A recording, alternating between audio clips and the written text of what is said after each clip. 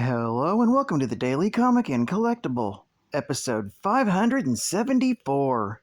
Now today, the collectible of the day is the PCS Collectibles, Marvel Entertainment, Spider-Man video game, Spidey, Rhino, and Scorpion, 1/12 scale diorama, 3-piece statue set. Sideshow and PCS Collectibles present the Spider-Man, Rhino, Scorpion 1/12 scale statue set, based on the epic cell block breakout sequence from the hit video game Marvel's Spider-Man.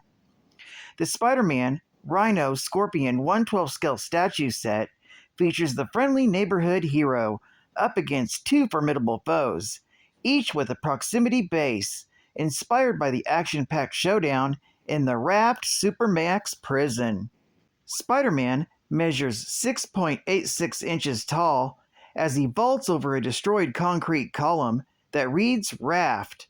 Costumed in his now iconic advanced suit, Peter Parker strikes a dynamic pose, facing down two of the Sinister Six.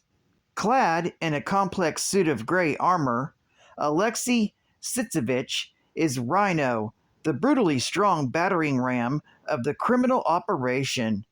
Rhino measures 6.9 inches tall, standing on top of rubble in his containment zone, flexing and ready to charge his nimble nemesis.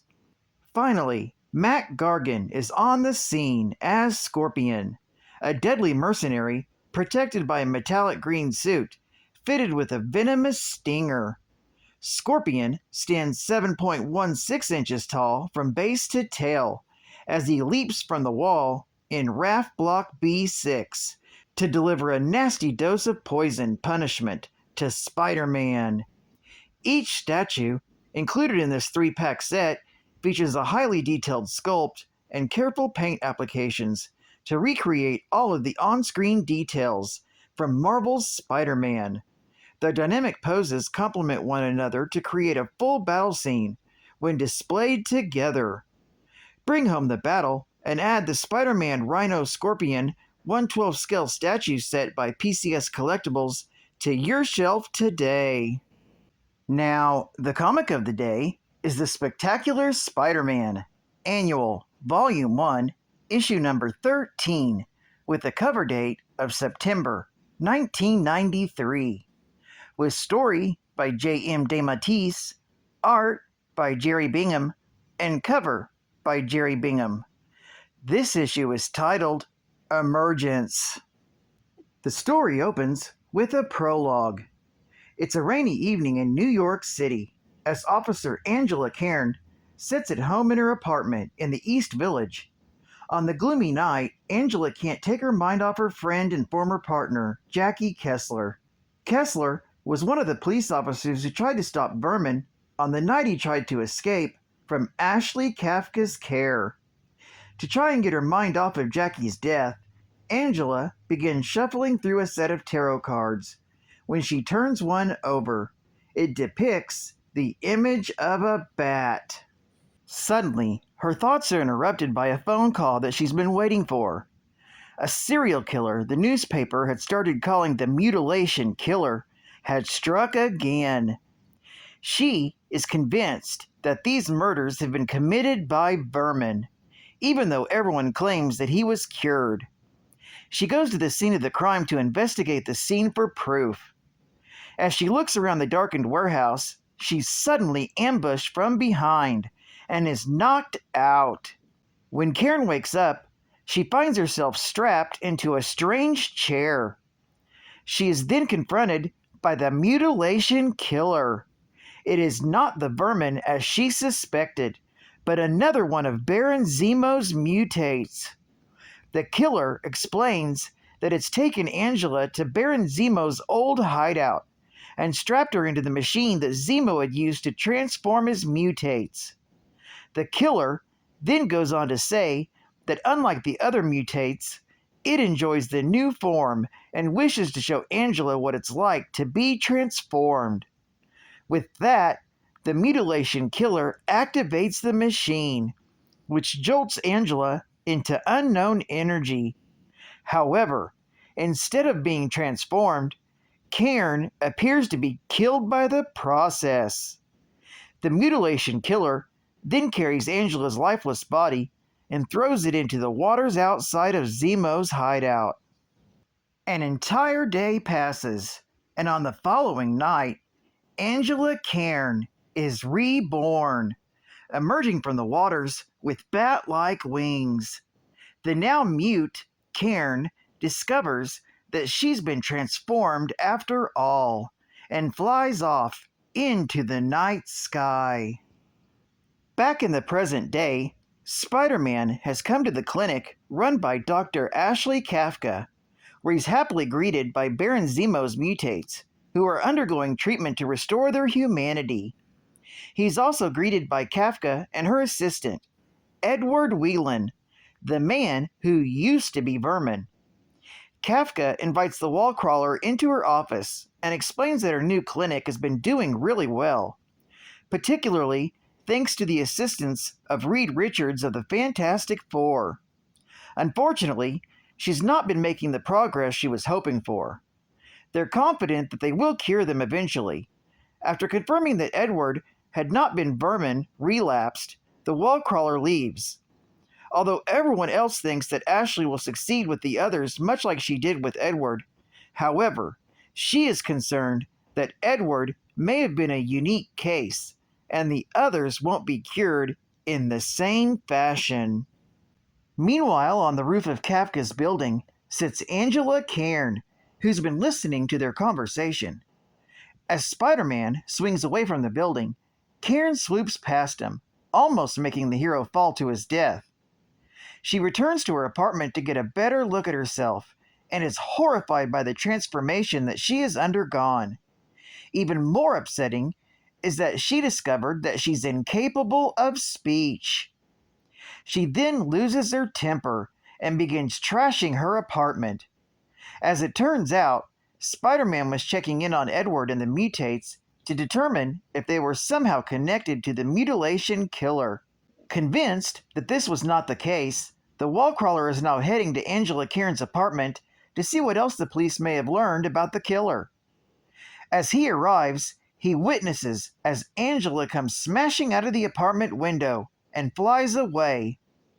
Unaware of her transformation, and thinking that this may be the killer, Spider-Man follows after her. The two begin to battle, Angela being driven by the emotions that are at work during the scene. Suddenly, she unleashes a mental blast that floods Spider-Man with her emotions. This stuns Spider-Man long enough for Cairn to make an escape. When the webhead recovers from the attack, he doubles back to Angela's apartment to look for clues. However, all he finds are a number of tarot cards scattered all over the floor. A little later, back at Baron Zemo's hideout, Angela Cairn returns to confront the mutilation killer. The killer laughs when it gets a look at her. When Angela lashes out at the killer, it decides to mock her further by assuming her human form. The fight is suddenly interrupted by Spider-Man, who thinks that the real Angela Cairn is being attacked by a creature. He tries to stop her, but Angela manages to use her emotion channeling abilities to convince Spider-Man who she really is. When the killer tries to convince Spider-Man that it is Angela Cairn, Spider-Man strikes it instead. The blow causes the killer to assume its natural form. Angela attacks the killer and is about to kill it, but Spider-Man reminds her how she is a police officer, and she must not let herself stoop to the killer's level. Angela stops herself and agrees to allow Spider-Man to contact the authorities. After the killer is taken away by the police, Spider-Man tries to convince Angela to get treated for her transformation. However, Cairn refuses, deciding to make sense of her transformation. After she flies away, Spider-Man heads for home, hoping that Angela can find a sense of purpose and destiny following this new transformation. This story is continued in the Spectacular Spider-Man, issue number 204. Geek Fact: this issue is a minor key, featuring the first appearance of Angela Cairn as the superhero Nocturne, and the first appearance of the Mutilation Killer. Bonus Geek Fact: Angela Cairn was a New York City police officer who survived an attack by the mutate vermin, who killed several police officers, including her partner. Traumatized by this incident, Cairn tries to recover from the pain and bitterness by becoming a tough cop. She was later drawn to a series of mutilations that strongly reminded her of vermin, and was captured by the Mutilation Killer, and brought to its master, Baron Zemo's machine, that was responsible for creating vermin, and subjected her to its experiments. State-of-the-art gaming! Prepare yourself! Mortal Kombat! Ready. Fight. Mortal Kombat is considered by critics to be one of the greatest video games ever made. It spawned numerous sequels and spin-offs. However, it also sparked much controversy for its depiction of extreme violence and gore, using realistic, digitized graphics. Mortal Kombat is a fighting game in which players battle opponents in one-on-one matches. The fighter that drains the opponent's health bar first wins the round, and the first two to win 2 rounds wins the match. The game takes place in Earthrealm, where a tournament is being held on Shang Tsung's island, on which 7 of its locations serve as stages in the game. The introduction to Mortal Kombat explains that Shang Tsung was banished to Earthrealm 500 years ago, and with the help of monstrous Goro, can seize control of the Mortal Kombat tournament in an attempt to doom the realm. For 500 years straight, Goro has been undefeated in the tournament and won 9 consecutive tournaments. If Goro wins again, Shao Kahn, Emperor of Outworld, will be allowed to take Earthrealm. To prevent this, a new generation of warriors must challenge Goro. Only from Acclaim. And final Geek Fact: because of her condition, Nocturne found it impossible to continue living out her original life, and took an earring that was given to her by her mother to help her remember who she was, while her loved ones believed her to be dead. She later befriended the Puma, a former enemy of Spider-Man, and stayed with him for some time. Nocturne once again encountered Spider-Man when the superhero was at a demoralized state. Unfortunately, the Puma went into a rage when he saw Spider-Man, causing a fight between them, and accidentally slashed Nocturne across her face. After Puma fled, Spider-Man helped Nocturne, and together went to find Puma. Once they tracked him down, Puma once again attacked Spider-Man, but this time Nocturne got between the two combatants and created an emotional conduit, infusing the pain of each into the other. The shock turned Puma back into his human form as Thomas Fireheart, and Nocturne convinced Spider-Man to let Fireheart walk away in peace. For a second time, Nocturne refused Spider-Man's offer to help and left for parts unknown. Nocturne has the ability to fly with bat-like wings. She has prehensile hair, talons. She's also a healer and an empath. She's able to sense and project specific emotions. Nocturne was listed as a possible recruit for the initiative, and her most recent appearance was in the LGBT Pride Parade in Marvel Voices, Volume 1, Issue Number 1, from April of 2020.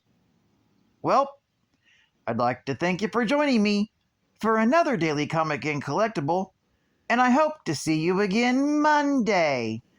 This is Cat Fan Comics Man, and I'll catch you on the flip. Over and out.